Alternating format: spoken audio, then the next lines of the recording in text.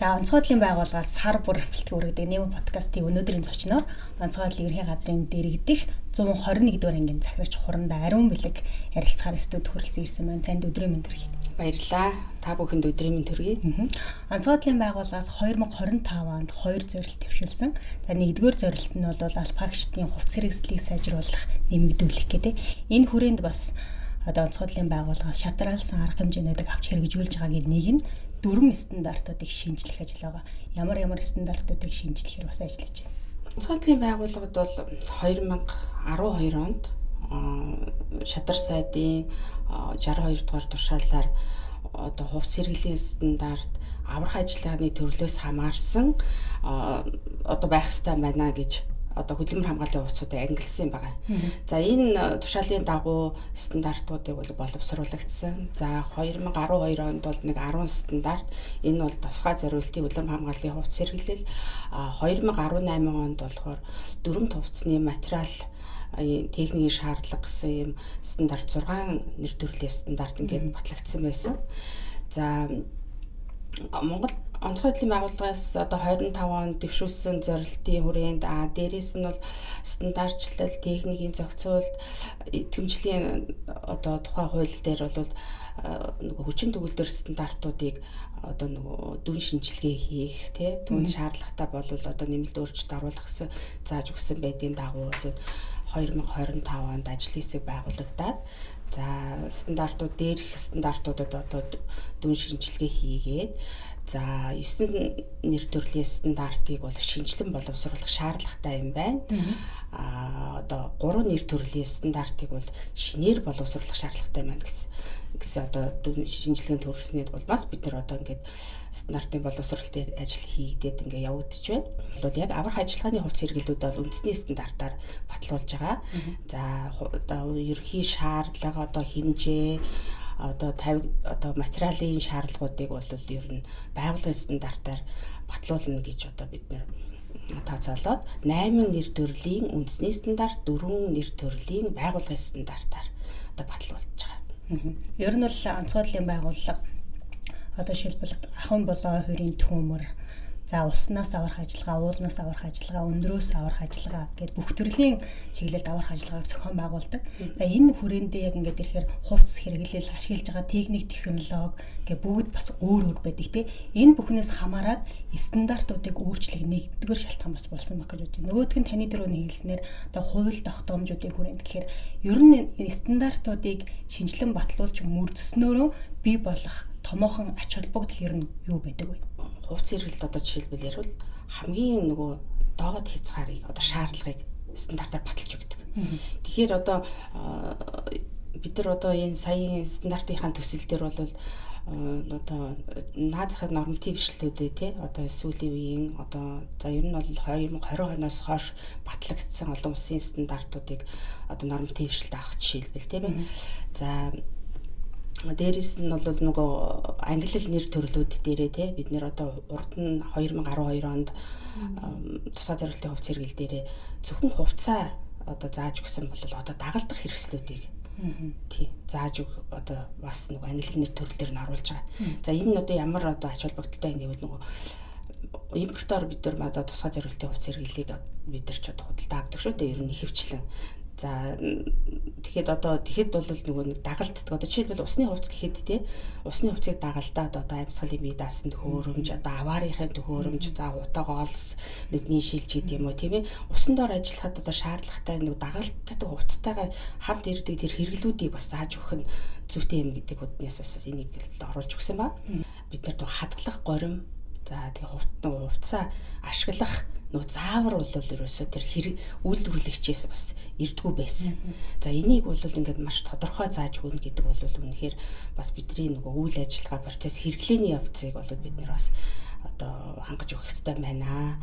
За мөн дээрэс нь яг техник материалын шаардлага дээр нь төрний дээрээс хувцас болон дагалдах хэрэгслүүдийн шаардлагыг материалыг зааж өгнө гэдэг бол бид нар тодорхой хэмжээний хөдөлмөр хамгааллын тусгай зорилтын хувцас хэрэглүүдээ бид нар жил ирэх тусам ингээд сайжруулад байх боломжтой гэдэг юм боломжийг бид нарт бас бүрдүүлж өгнө гэж бодож байна. Тухайн үедээ бол 121-р анги биш, туршилт үйлдвэрлэлийн төв нэртэйгээр байгуулагдчихсэн тийм. Үүнээс хойш ингээд цаг хугацаа бас их хурдан юм 6 жил болсон байна. 6 жилийн хугацаанд онцгой байдлын байгууллагын аль багчид өөрөөр нэг үгээр хэлэх юм бол үйлдвэртэй болсон. Ингэснээрээ бид хэдийн одоо таны түрүүний хэлээд байгаа төрөллүүд нэмэгдсэн. Дээрээс нь өөрсдийн нөгөө чанар хэмжээнээс шалтгаалаад хувцсны нормын хугацаа бас богиносон гэдэг маш том ач холбогдлыг бий болгосон л да. Тэгэхээр хоёулаа одоо 121-р анги маань хэрхэн байгуулагдсан, өнөөдрийг хүртэл ямар дэвшилтийг бий болгосон, онцгой байдлын албаны одоо албаагчдын үүрэг гүйцэтгэх бэлтгэл бэлэн байдлыг хангахад томоохон хувь нэмэр оруулж байгаа талаасаа яриагаа өргөлжлөл. За баярлалаа. Одоо 121-р анги манд байгуулагдаад одоо 5 жил одоо он гараад 96 дахь жилдээ золгох гэж байна. Тэгээ 2020 онд одоо онцгой байдлын ерөнхий газрын даргын А09-р 20 оны 09-р тушаалаар бол давтан сургууль сэргийн цэцлийн төв 113 дугаар ангийн бүтцэд хувц сэргэлийн туршилт үйлдвэрлэлийн төв нэртэйгээр байгуулагдчихсэн. За анх байгуулахдаа бол нэг 20 хүнтэй үйл ажиллагаагаа хийлжсэн. За 2021 онд бол засгийн газрын 20 оны 163 дугаар тогтоолын дагуу одоо онцгой байдлын ерөнхий газрын нэрэгдэх хувц хэрэглийн туршилт үйлдвэрлэлийн төв 121-р анги болон өргөжсөн байгаа. За одоо ингээд 5 жилийн 5 гаруй жил одоо 6 жилийн хугацаанд бол одоо үйл ажиллагаа одоо наад цахим бие бүрэлдэхүүний хэмжээ бол 3 дахин өссөн байна. Тийм тэр хэмжээгээр бидний одоо хүчин чадал бол нэмэгдсээр байгаа. За энэ хугацаанд бол 85,000 орчим ширхэг бүтээгдэхүүнийг онцгой байдлын байгууллагатаа бол бид нэр үйлдвэрлэлийн бэлтгэл нийлүүлсэн байгаа. За манай ангийн нөгөө чиг үүрэг бол онцгой байдлын байгууллагын одоо албаагчдын дүрмд болон тусгай зориулт хөдөлмөр хамгааллын хувьц зэрэглийг үйлдвэрлэлийн бэлтгэл нийлүүлэх.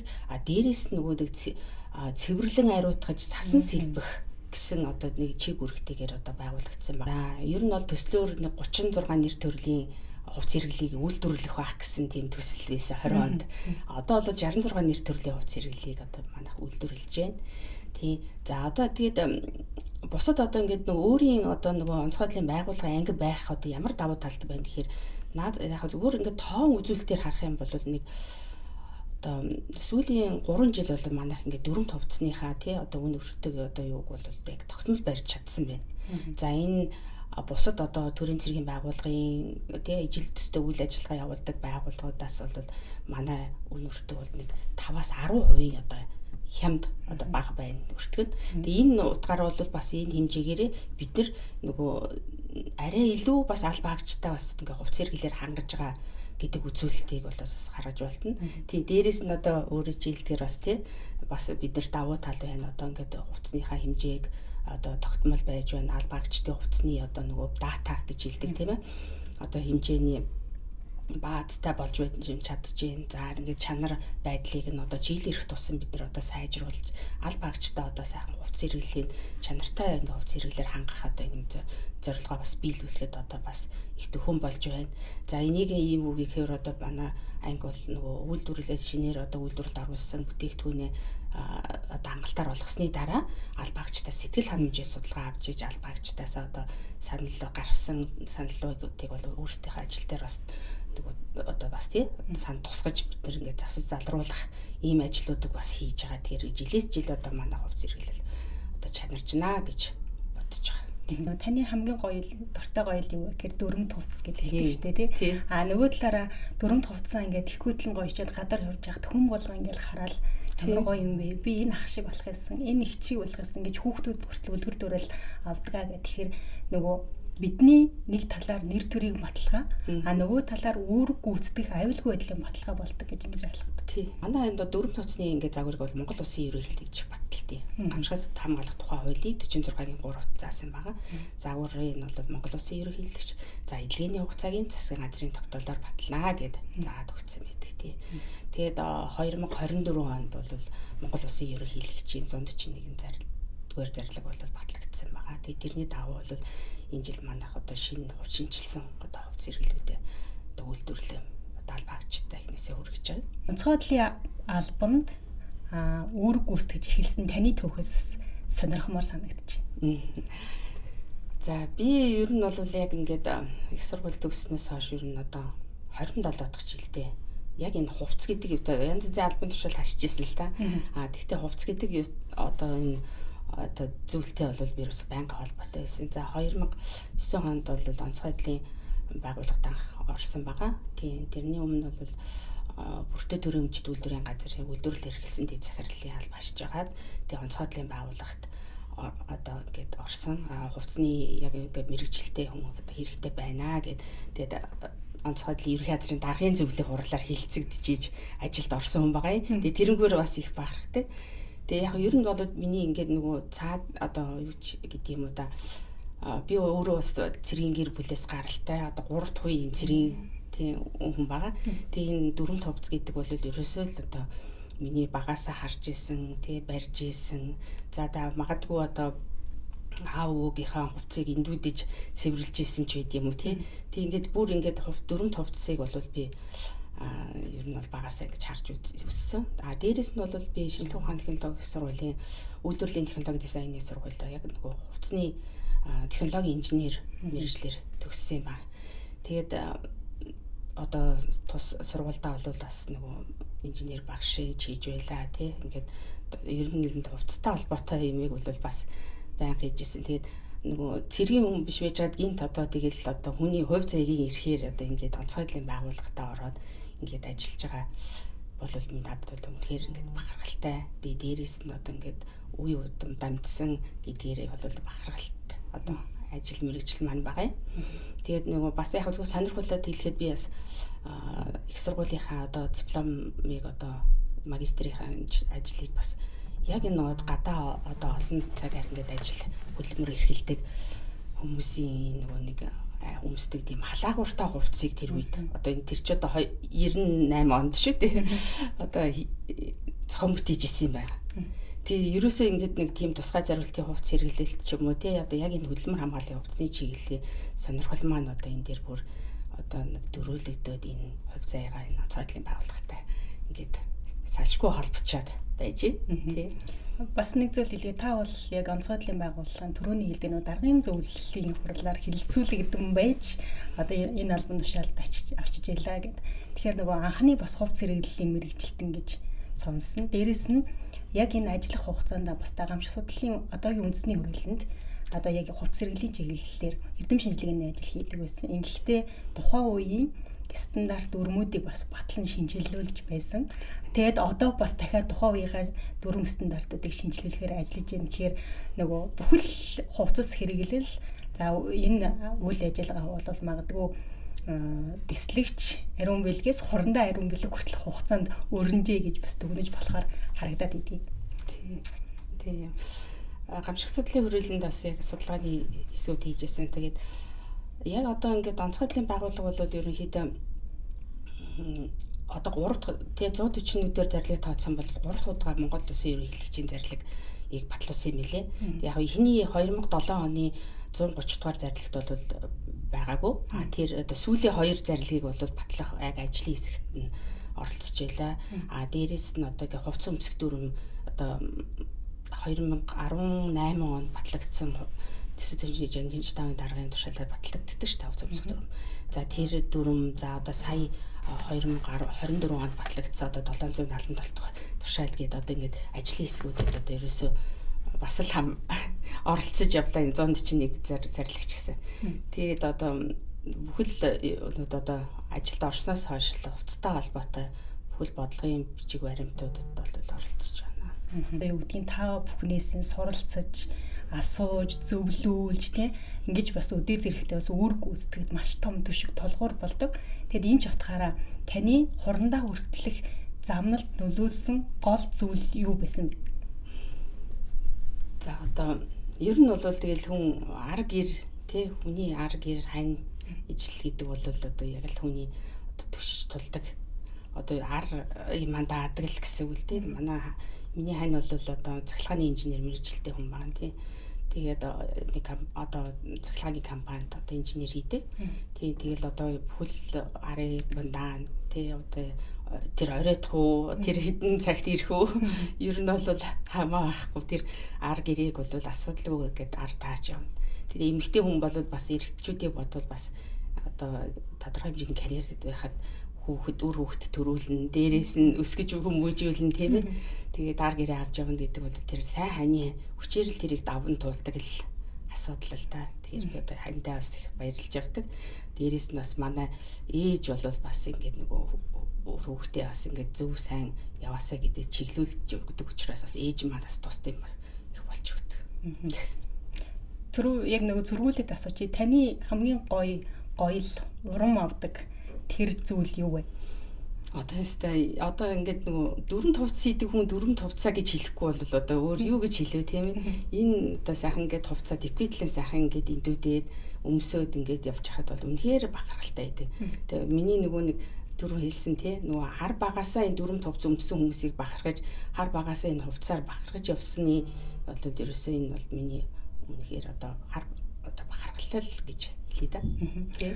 Одоо бас 2025 он маань үдэх гэж байна. 2026 он бидний хаалгыг тогшоод удахгүй бас шинэ он солигдох мөч ирнэ. Тэгэхээр 2026 оны 121-р ангийн одоо гол зорилтууд юу байх вэ? За ер нь бол зорилтуудаа зорилготуудаа бид нар ерөөдөө тодорхойлоод эхэлчихсэн байна тий. Наа нь бол бэлтгэл ажлууд нэлээд хийгдсэн.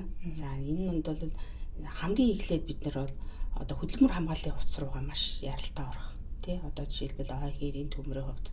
Одоо бид нар ингээд байлдааны хувцас одоогоор үйлдвэрлэх одоо тусгай зорилтын хувцсыг үйлдвэрлэх боломж байдгүй. Яг нь импортоор материалуудыг оруулж ирээд бид нар ингээд туршиж шалгаад хийх боломж бий. Гэхдээ тэрийг бол стандартад нь ямар стандартад яаж таарж тохирж ийн гэдгийг шалгах арга лаборатори манайханд одоохондоо байхгүй. Тэгэхээр яг нь ер нь боломжтой бас одоо хувцс хэрэглүүдэд бид нэр үйлдвэрлэхээр ингээд зорилтууд тавиад бас ганц нэг бас туршаад бас тий гамшиг судлалын хүрээлэнтэйж бас одоо турш хамтарч ажилласан байдаг. За тэгэхээр ер нь бол тусгай зорилтын хувцсыг хөдөлмөр хамгааллын хувцс руугаа орно. Энэ нь бол гал дэмжихгүй материал, гал дэсвэртэй материал гэдээ ялгаатай байдаг шүү дээ. За гал дэмжихгүй материалаар бол одоо бид нэр стандартаар батлагдсанаар Numix гэдэг одоо нөгөө шинэтэй нано материалаар одоо тооцоолоод тавьсан байгаа стандарт дээр тусгагдсан. За тэрний дагуу бид нэр одоо ингээд хувцснуудаа бас үйлдвэрлэж эхэлнэ. За нэгдүгээрт хоёрдугаарт бол одоо энэ яг нөгөө үйлдвэрийн чиглэлээр гэвэл одоо оёдлын үйлдвэр маш их нөгөө хаягдaltaй үйлдвэрүүд байдаг тий хаягдaltaй.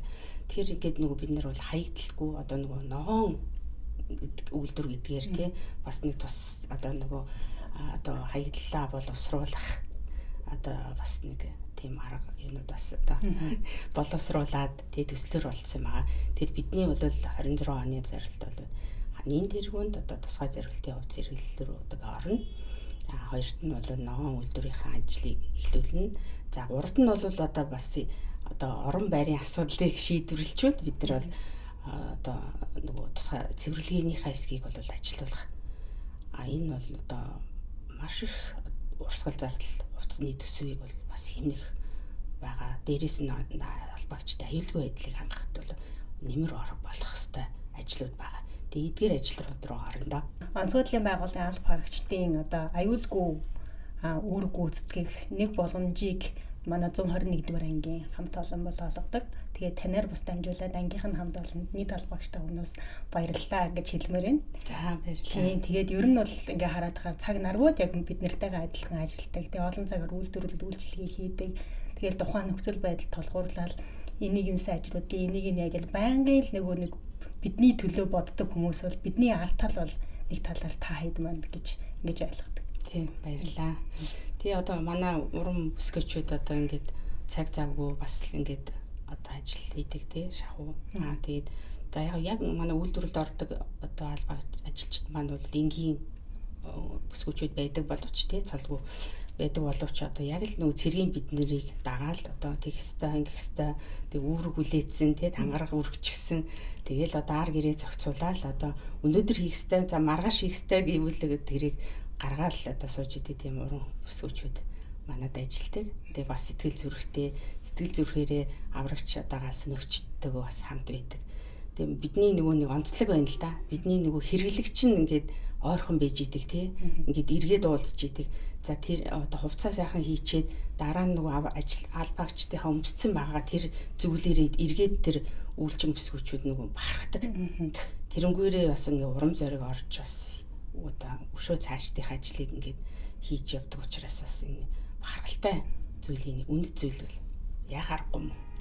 Баярлалаа танд. Тэгээд ирэх 2026 оны зорилтууд нь биелэж онцгойдлын байгууллагын албаагч бидний хүсэн хүлээсэн маш олон төрлийн стандартууд батлагдаж, дээрээс нь тусгай хэрэглэлийн хувьс хэрэгслүүд маань өөрсдөө үйлдвэрлэдэг болж ногоон одоо эко орчныг бий болгох талаас нь тэгээд дээрээс нь одоо бидгээд бас засвар үйлчлэгээ бас хийгддэг гэдэг ингээд цогц ийм хэмжээний одоо бодлогын үйл ажиллагааг хэрэгжүүлэх энэ хүсэлт нь бас амжилт хүсье. За баярлалаа. Та бүхний ажилд ч гэсэн амжилт хүсье.